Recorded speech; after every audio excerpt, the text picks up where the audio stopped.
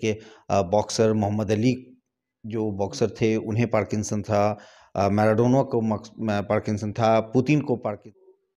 आम लोगों के समझने के लिए इसको कैसे समझा जा सकता है कि पार्किंसन क्या दिक्कत बढ़ने लगती है तो फिर हमारे पास आते हैं।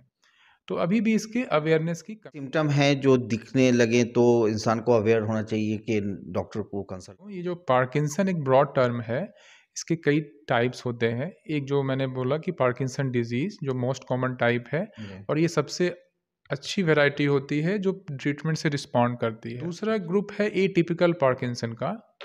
नमस्कार, आदाब, सत श्री अकाल। लाइव नेशन 7 में आपका स्वागत है। मैं शादाब मलिक।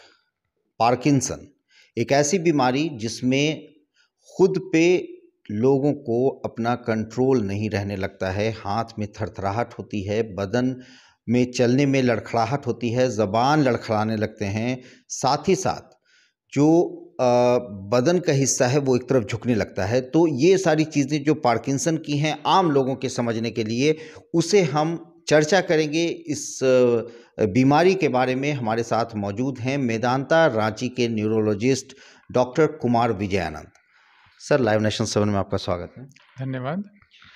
पार्किंसन एक ऐसी बीमारी है जिसे आम लोग जिससे अवेयर नहीं है, जबकि बड़े बड़े लोगों को ये बीमारी हुई है। जैसे कि बॉक्सर मोहम्मद अली जो बॉक्सर थे उन्हें पार्किंसन था, मैराडोना को पार्किंसन था, पुतिन को पार्किंसन है। तो आम लोगों के समझने के लिए इसको कैसे समझा जा सकता है कि पार्किंसन क्या है? हाँ, पार्किंसन एक न्यूरोडिजेनरेटिव बीमारी है। ब्रेन की जो कुछ कोशिकाएं होती हैं जो डोपामिन नाम के रसायन का सिक्रीशन करती है, वहाँ से डोपामिन निकलता है, उसमें डीजेनरेशन होने लगता है, वो कोशिकाएं मरने लगती है, जिसके कारण इसके ढेर सारे लक्षण दिखाई देते हैं। जैसे हाथ पाँव में कंपन होना, ये कंपन भी एक डिफरेंट कंपन होता है। ये रेस्ट में होता है, स्लो कंपन होता है। फिर साथ साथ हाथ पाँव में अकड़न आने लगती है, रिजिडिटी बोलते हैं उसको, टाइटनेस आने लगती है। मरीज के चलने में बदलाव हो जाता है, बैलेंस में प्रॉब्लम होने लगती है, आवाज़ में भी उसका हाँ असर दिखने लगता है। तो ये सब लक्षण है पार्किंसन के। ये मेनली एल्डरली एज ग्रुप को अफेक्ट करता है। जनरेटिव बीमारी है तो एल्डरली ग्रुप में ज़्यादा होता है, बट यंग ग्रुप में भी इसे देखा जाता है, जिसे जुवेनाइल पार्किंसन बोलते हैं। अगर ये 20 साल से पहले हो, अगर ये 40 साल के पहले अगर इसके लक्षण दिखाई दे रहे हैं तो उसको यंग पार्किंसन बोलते हैं।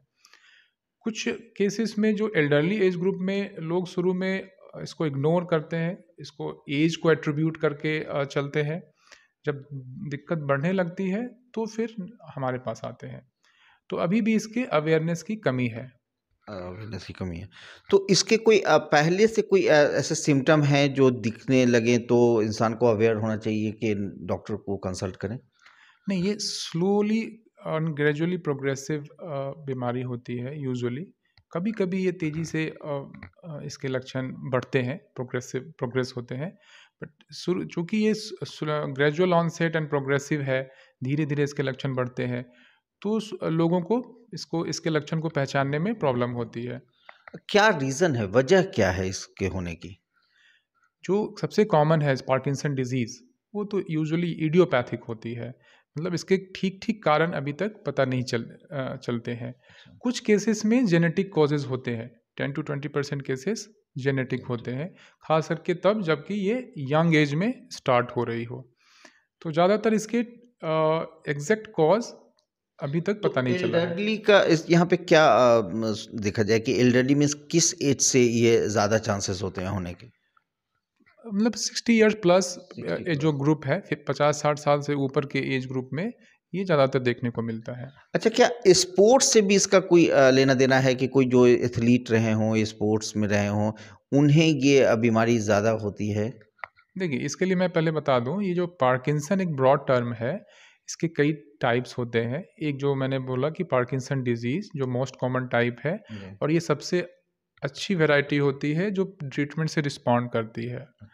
दूसरा ग्रुप है एटिपिकल पार्किंसन का, जिसमें कि एमएसए, पीएसपी और सीबीसीडी ये सब आते हैं। ये अच्छी एटिपिकल पार्किंसन बोलते हैं इसको।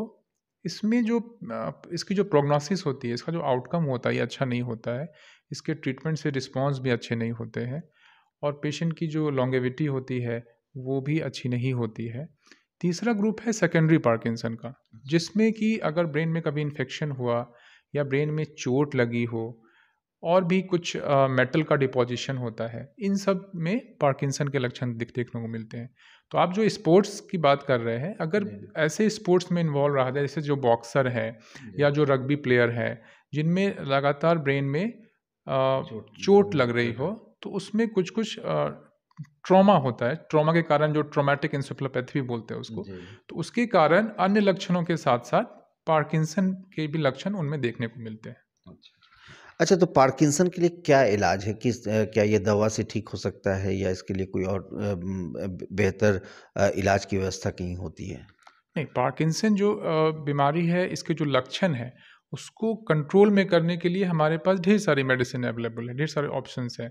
उसको हम लोग पेशेंट को देते हैं, उसके इफ़ेक्ट और साइड इफ़ेक्ट को मॉनिटरिंग करते हैं और उससे पार्किंसन डिजीज़ के केस में हमें बहुत अच्छा रिस्पॉन्स मिलता है। लेकिन उसमें है कि जैसे हम डायबिटीज़ है, हाइपरटेंशन है, जिसका क्योर नहीं है, बट हम उसे कंट्रोल में रख सकते हैं with the help of medicine. उसी तरह से इसका क्योर नहीं है, बट इसके लक्षणों को और इसके जो सिम्पटम है, जो पेशेंट की जो क्वालिटी ऑफ लाइफ अफेक्ट हो रही है, उसको हम लोग इम्प्रूव कर सकते हैं with the help of medicines. अच्छा, ये जो पार्किंसन की बीमारी है, इसका जो आपने इलाज बताया, वो मतलब क्या ये, जैसे आपने बोला कि ये बिल्कुल ठीक नहीं हो सकती है, मगर इसमें इम्प्रूवमेंट किस लेवल तक हो सकता है? हाँ, किस स्टेज पे है पेशेंट जो हम लोग डायग्नोसिस कर रहे हैं, उसकी स्टेज क्या है पेशेंट की बीमारी की, उस पे डिपेंड करता है। और पेशेंट को साइड इफ़ेक्ट तो नहीं हो रहे, जो इम्पोर्टेंट मेडिसिन है लीवोडोपा, उसके कभी-कभी पेशेंट को सिग्निफिकेंट साइड इफ़ेक्ट होने लगते हैं। फिर हम लोग और तो वो दूसरी किस तरह के साइड इफ़ेक्ट्स होते हैं? साइड इफ़ेक्ट्स मतलब उसके मूवमेंट एब्नॉर्मल मूवमेंट्स होने लगते अच्छा। हैं, बिहेवियर प्रॉब्लम होने लगता है, हैलुसिनेशन होने लगता है। तो उन केस में हमें मतलब उसमें क्या उस तरह का कोई एक डर बन जाना या किसी चीज़ से घबराना, इस तरह के भी कुछ सिम्पटम होते हैं? जी, जी। उसे पेशेंट को कुछ दिखाई देने लगता है, सुनाई देने लगता है। एब्नॉर्मल मूवमेंट, अलग से एब्नॉर्मल कोरिया बोलते हैं उसको, वो एब्नॉर्मल मूवमेंट होने लगते हैं। तो वो तो एक अलग विषय है जिसमें, लेकिन उसको हम लोग फिर दूसरे मेडिसिन से रिप्लेस कर सकते हैं। मगर वो पार्किंसन का ही पार्ट होता है, मतलब दवा से उसका असर वही होता मैंने है। कहा कि जी। पार्किंसन में जो हम लोग मेडिसिन, पार्किंसन बीमारी के जो लक्षण हैं और कुछ मेडिसिन के साइड इफ़ेक्ट हो सकते हैं। हम इन दोनों को मॉनिटरिंग करना होता है और उसके साथ-साथ मेडिसिन की जो को हम लोग या तो चेंज करते हैं या डोज़ को मॉडिफ़ाई करते हैं और पेशेंट को रेगुलर फ़ॉलो-अप में आना पड़ता है। अगर इस तरह के लक्षण दिख रहे हों, तो किस डॉक्टर को दिखाना चाहिए? ये एक बड़ा सवाल है। लोग मतलब अगर कुछ ऐसी चीज़ें हो रही हैं, तो लोग हड्डी के डॉक्टर के पास चले जाते हैं, कोई फिज़िशियन के पास चले जाते हैं। मतलब किस डॉक्टर को आप आइडेंटिफ़ाई करते हैं, जस्टिफ़ाई करते हैं? नहीं, ऑब्वियसली ये न्यूरोलॉजिकल डिसऑर्डर है, तो न्यूरोलॉजिस्ट के पास ही जाना चाहिए, वही इसका बेहतर उपचार कर सकते हैं। हाँ, इनिशियली जो कुछ ऐसे पेशेंट्स में क्या होते हैं, पार्किंसन डिजीज़ का जो लक्षण होता है, किसी एक साइड से शुरू होता है। पहले किसी एक दाएँ या बाएँ हाथ में कंपन होना, अकड़न होना, तो मरीज़ को कभी-कभी शोल्डर्स के प्रॉब्लम हो सकते हैं। मरीज़ झुककर चलता है, चलने लगता है, तो उसके स्पाइन के प्रॉब्लम, बैकएक हो सकता है। उस कंडीशन में लोग पहले ऑर्थोपेडिशियन के पास जाते हैं। ये एक आम ये है, हम लोग देखने को मिलता है, आम घटना है। लेकिन फिर वो ऑर्थोपेडिक भी उनके लक्षण को पहचान कर फिर रेफ़र करते हैं हमारे पास। तो क्या इस बीमारी के लिए कोई ऐसा एडवांस ट्रीटमेंट भी है? हाँ, अभी कुछ-कुछ ट्रीटमेंट हैं जो हमारे पाइपलाइन में है।